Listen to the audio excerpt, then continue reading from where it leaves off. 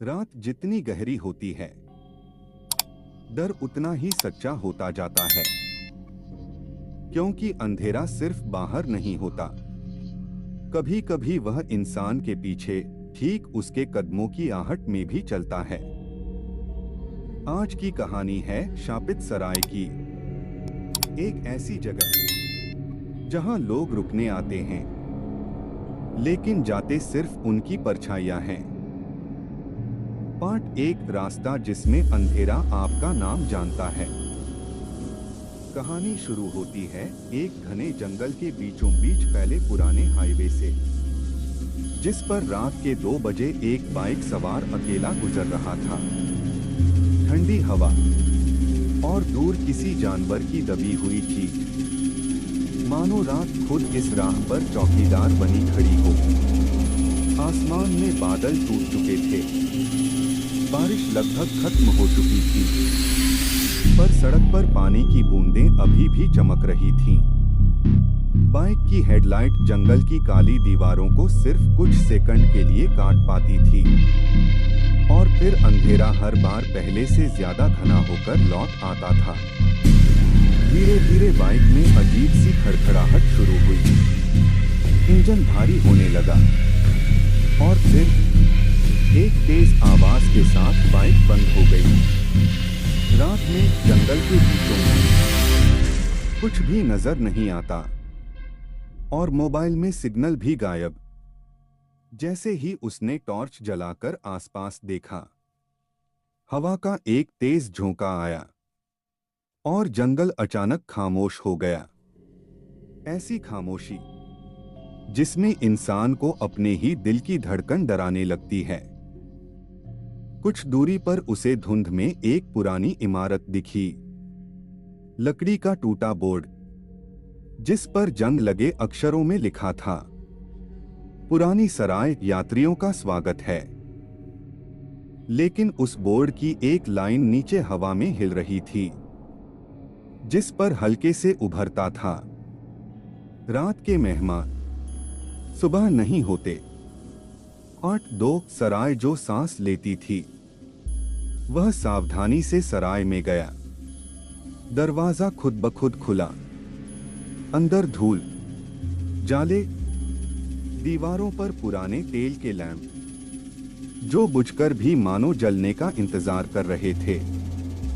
सराय खाली थी, या शायद नजरों से खाली थी, क्योंकि हवा में एक पुरानी सीलन भरी मानवीय गंध थी, जो बताती थी कि यहाँ कभी बहुत लोग रहे हैं। वह कमरे पूछने काउंटर तक गया, पर वहां कोई नहीं था। बस एक पुरानी घंटी थी, जो उसने बजाई। घंटी बजते ही पूरी सराय थोड़ी देर के लिए कांप उठी, जैसे उसने गहरी नींद से किसी को जगाया हो। कुछ पल बाद एक बूढ़ा आदमी आया। उसकी आंखें गहरी, काली और बेजान थीं। उसकी आवाज ठंडी और धीमी, कमरा चाहिए, रात ठंडी है, बाहर मत रुकना। बूढ़े ने कमरे की चाबी देते हुए कहा, ध्यान रखना, अगर रात में कोई दरवाजा खटखटाए तो खोलना मत। यह सुनकर उसकी रीढ़ में सिहरन दौड़ गई। पार्ट 3, वह कमरा जिसमें कुछ और भी था। कमरा छोटा, लेकिन साफ सुथरा था। अजीब बात यह थी कि धूल, जाले, मकड़ी कुछ भी नहीं था, जैसे कमरा रोज किसी के रुकने से गर्म रहता हो। खिड़कियां बंद थीं। लैंप अपने आप जल उठा, बिना माचिस, बिना तेल भरे।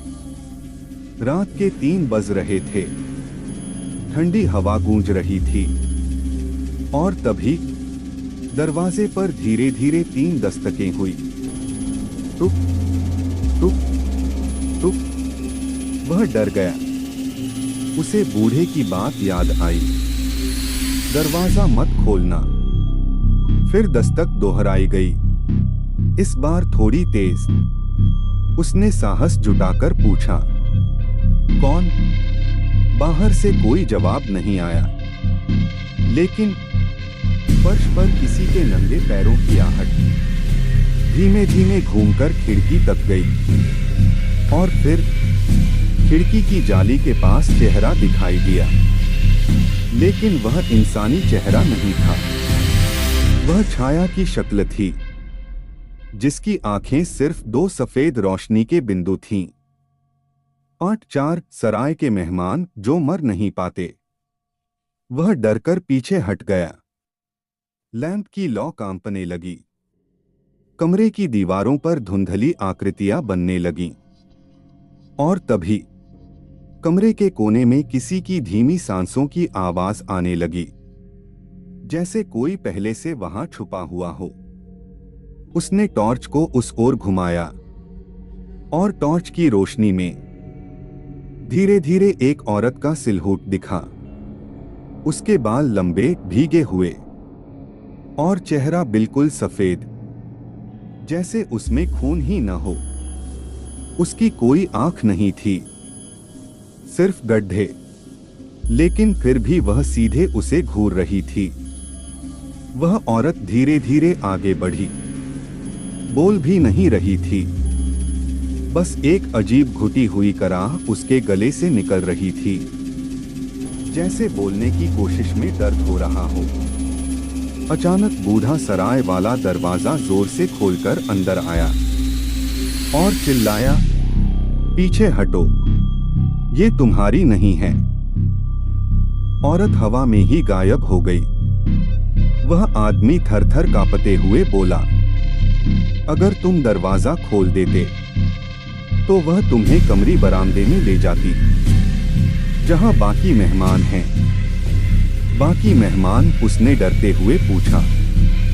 बूढ़ा बोला, ये सराय जीवित लोगों के लिए नहीं है बेटे, ये जगह उन आत्माओं की है जो मर चुकी हैं, लेकिन मानती नहीं कि वो मर चुकी हैं। पार्ट 5 सराय का सच। बूढ़े ने कहा, सालों पहले इस सराय में एक हत्याकांड हुआ था। एक पूरी बस के यात्री मारे गए। उनकी आत्माएं अभी भी यहां कमरों में, बरामदों में, दीवारों में घूमती रहती हैं। वे इंसान नहीं हैं, पर इंसान जैसा महसूस करती हैं। अगर कोई यहां ठहरे तो वे उसे भी अपने साथ रख लेना चाहती हैं, ताकि उन्हें अकेलापन न लगे। वह आदमी खामोश हो गया, फिर बोला, सुबह 4 बजे से पहले यहां रहना मौत को बुलाना है। चलो अभी निकलते हैं। पार्ट 6 अंतिम भाग, लौटने का रास्ता। दोनों बाहर निकले। सराय के बरामदे में सैकड़ों पैरों की आहट सुनाई दे रही थी, लेकिन वहां कोई नहीं था। फर्श पर गीले पैरों के निशान, जो खुद ब खुद बनते और मिटते जा रहे थे। जैसे ही वे मुख्य गेट पहुंचे, पीछे से एक स्त्री की चित्कार सुनाई दी। वह वही औरत थी, लेकिन इस बार उसका पूरा शरीर खून से भीगा था। वह चीखी, मत जाओ, हम अकेले हैं, तुम्हें यहीं रहना होगा। बूढ़े ने उसका हाथ पकड़कर खींचा और दोनों सराय से बाहर भागे। जैसे ही वे सीमा पार कर गए, पूरी सराय एक पल के लिए अचानक अंधेरे में डूब गई, जैसे वह गायब होने वाली हो। और अगले ही पल एक शांत खाली सड़क, कोई सराय नहीं, कोई इमारत नहीं, बस जंगल। उसने मुड़कर पूछा, सराय कहाँ गई? बूढ़ा धीरे से बोला, यह सराय हर रात जगह बदलती है और हर रात किसी न किसी यात्री को बुलाती है।